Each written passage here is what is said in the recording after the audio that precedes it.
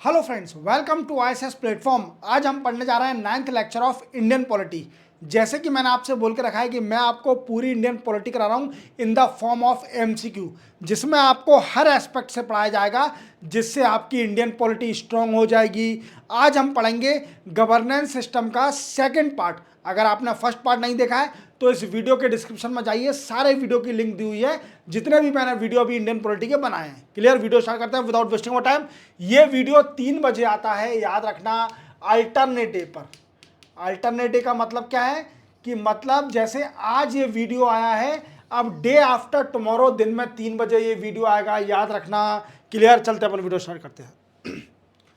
Which one of the following point differentiate the Indian parliamentary system and British parliamentary system? ये पूछा है कि बताइए इंडियन पार्लियामेंट्री सिस्टम और ब्रिटिश पार्लियामेंट सिस्टम को क्या डिफ्रेंशिएट करता है, ऐसा कौन सा पॉइंट है? देखो, कलेक्टिव रिस्पॉन्सिबिलिटी डेफिनेटली दोनों में है, बिल्कुल ब्रिटिश में भी है।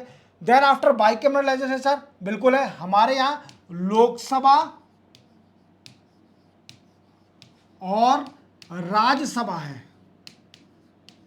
वहां पर क्या है? हाउस ऑफ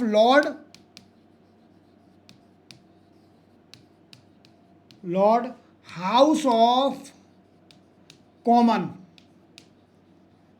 याद रखोगे, ये रहे दो हाउस है, मींस दोनों बाइकैमरल लेजिस्लेचर है। बिल्कुल रियल एंड नॉमिनल एग्जीक्यूटिव, बिल्कुल हमारे इंडिया में रियल पीएम, वहां भी पीएम, नॉमिनल एग्जीक्यूटिव हमारे यहाँ प्रेसिडेंट, वहां होता है किंग। क्लियर? क्लियर? तो याद रखो, पर जुडिशियल रिव्यू है हमारे यहाँ पर ब्रिटिश पार्लियामेंट्री सिस्टम में जुडिशियल रिव्यू नहीं है। जुडिशियल रिव्यू क्या होता है कि जैसे मानिए कोई भी पार्लियामेंट में बिल पास किया गया, तो अगर वो बिल अगेंस्ट कॉन्स्टिट्यूशन प्रोविजन है तो उसको स्टक डाउन कर देगी कौन? सुप्रीम कोर्ट, क्योंकि supreme court is the real protector of the Indian constitution. Clear? और एक और बात इसमें, क्लियर? चलो चलते आगे। Which of the following is not a federal feature of Indian constitution? Federal feature of Indian constitution क्या नहीं है? तो देखो, distribution of power between centre and state बिल्कुल है, इसका मतलब ही फेडरल का मतलब होता है। एंटायरली रिटर्न कॉन्स्टिट्यूशन बिल्कुल है फेडरल सिस्टम का, एक और point. Then after independent judiciary बिल्कुल सही है, बट सिंगल सिटीजनशिप नहीं है फेडरल फीचर। डबल सिटीजनशिप हमारे यहाँ पर है, बिल्कुल याद रखना। क्लियर? सॉरी, हमारे यहाँ पर सिंगल सिटीजनशिप है, डबल सिटीजनशिप फेडरल सिस्टम का फीचर है। Clear?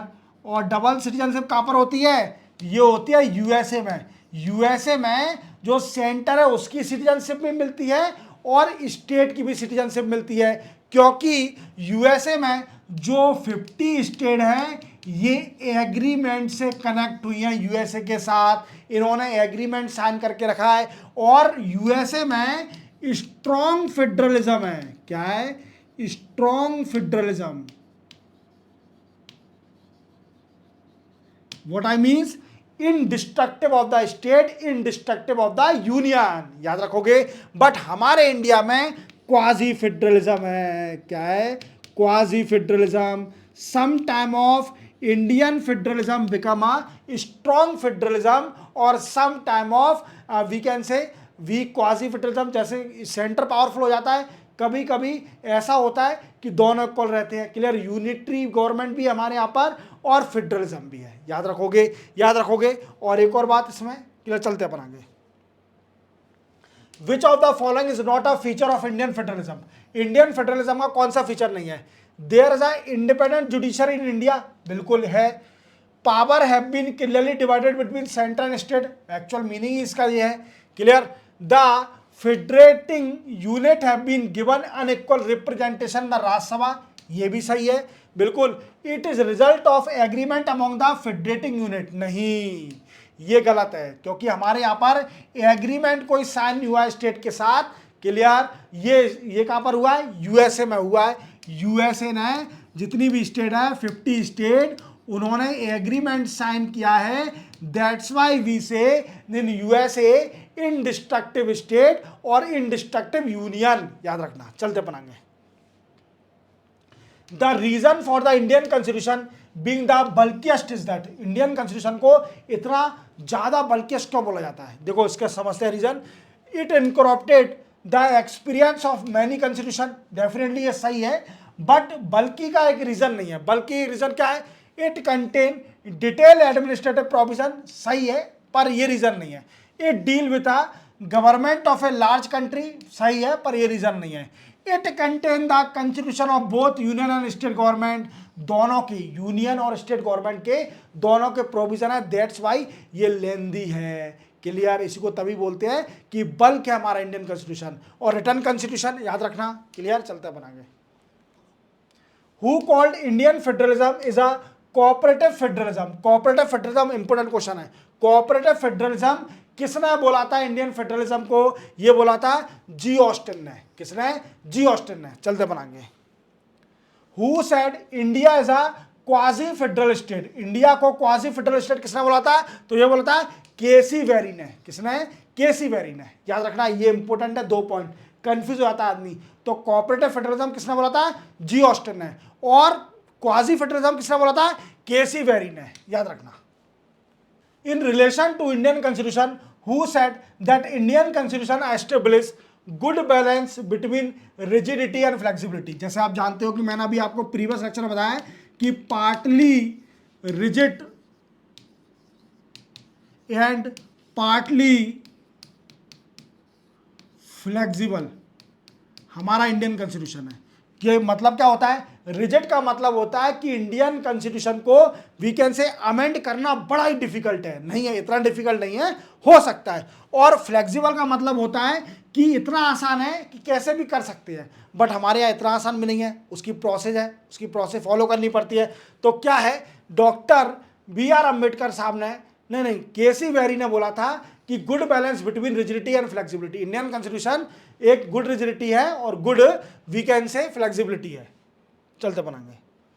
Who of the following has stated the constitution has not been set in a tight mold of federalism? किसने बोला था? ये BR अम्बेडकर साहब ने बोला था कि फेडरलिज्म को टाइट नहीं करके रखा है, हमने कभी ऐसा कर दिया। BR Ambedkar, father of constitution, उन्होंने बोला कि Indian constitution some time unitary और सम टाइम फेडरल, तभी तो बोलते हैं कि हमारे इंडिया में क्वाजी फेडरलिज्म है। और किसने बोला था? केसी वेरी ने। याद रखना। चलते बनाएंगे। विच of the following is incorrect about Indian political system? Indian political system के लिए कौन सा ऑप्शन गलत है? देखो, सेकुलर स्टेट बिल्कुल सही है, parliamentary system of the government बिल्कुल सही है, फेडरल पॉलिसी बिल्कुल सही है, but presidential system of the government नहीं है। हमारे यहां पर पार्लियामेंट्री सिस्टम है। Clear? Parliamentary system of government है। डी ऑप्शन है इसका सही answer. Which of the following is not true in relation to democratic determination? Democratic determination क्या है? देखो, a state in which people are supreme, ठीक है, पर ये मतलब एक्चुअल, मतलब एग्जैक्ट पूरा मीनिंग नहीं है। Clear? Then supreme power is vested in the elected head, ये सही है, बट पूरा मीनिंग नहीं समझाता है।